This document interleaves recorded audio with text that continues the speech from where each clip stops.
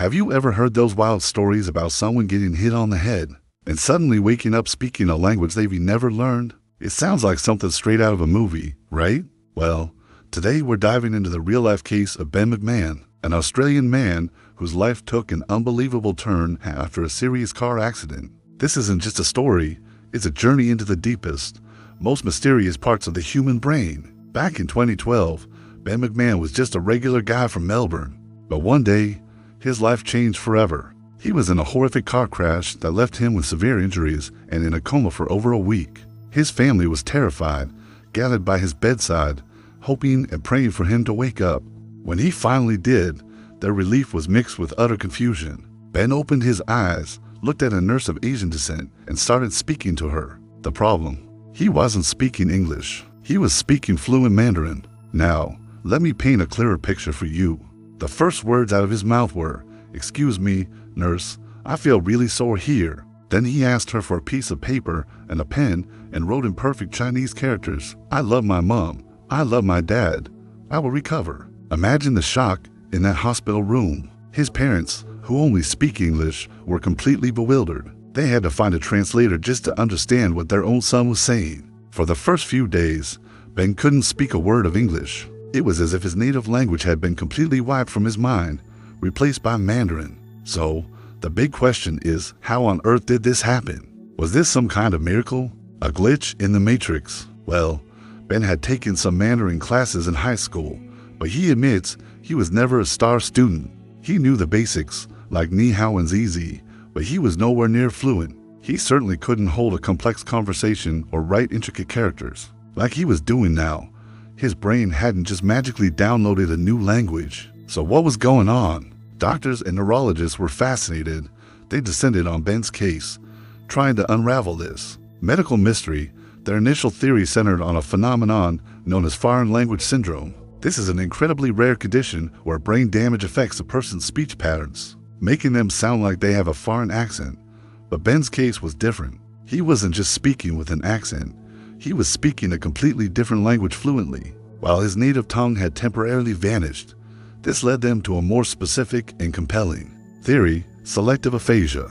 Aphasia is a condition that affects your ability to communicate, often caused by a stroke or head injury. It can impact your speech, as well as the way you write and understand language. In Ben's case, the trauma from the car accident likely damaged the parts of his brain responsible for processing English, his primary language. Think of it like a computer's hard drive. The sector containing his English file was corrupted and temporarily inaccessible. But why Mandarin? This is where it gets really interesting. The leading theory suggests that while the English-speaking part of his brain was offline for repairs, his brain scrambled to find an alternative way to communicate. It rerouted its neural pathways to a different, less used language center, the one where his high school Mandarin was stored. The severe trauma might have acted like a key, unlocking and strengthening these dormant neural connections. It's like his brain said, "Okay, pathway A is blocked. Let's divert all power to pathway B and see what happens." This process is sometimes called preferential recovery.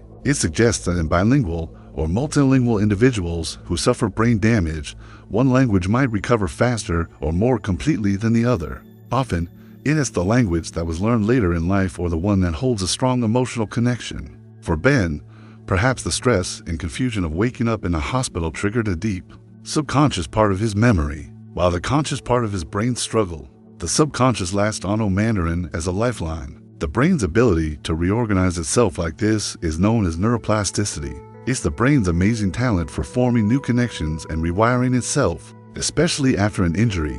Ben's brain didn't just repair itself. It reconfigured itself in a way that prioritized Mandarin over English. For a few days, his brain was essentially a Mandarin-speaking brain. Slowly but surely, as his brain continued to heal, his English started to come back.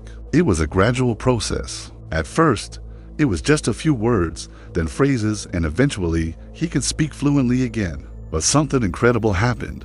His Mandarin didn't disappear. In fact, he found that he was still incredibly fluent, far more than he had ever been before the accident. The accident had, in a bizarre twist of fate, turned him into a fully bilingual person. So, what did Ben do with this newfound, unexpected skill? He embraced it completely. He realized this strange event had opened up a massive door for him. He moved to Shanghai, a bustling metropolis in China, to fully immerse himself in the culture and the language. He even appeared on one of China's most popular dating shows, If You Are the One, where his incredible story and fluent Mandarin made him a huge star. He became known as that Australian guy who woke up from a coma speaking Chinese. His life was completely transformed. He went from being a regular guy in Melbourne to an international personality, all because of a car crash and a bizarre neurological phenomenon. Ben's story isn't just a medical curiosity, it's a powerful testament to the resilience and mystery of the human brain. It shows us that our brains are far more complex and adaptable than we can possibly imagine.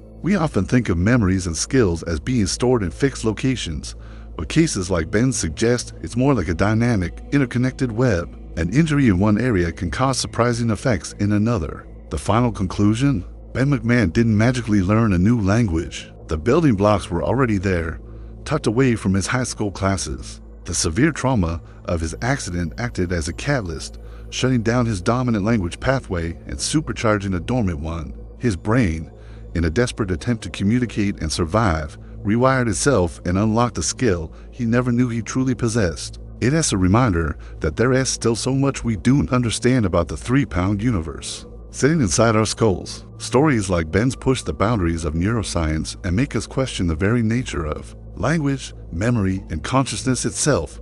His accident, though tragic, gave him an incredible gift and a completely new life path. It's a story of survival, adaptation, and the unbelievable power of the human brain to find a way forward, even when the path is completely unexpected. What do you think about this incredible story? Could there be other explanations? Let me know your thoughts in the comments below.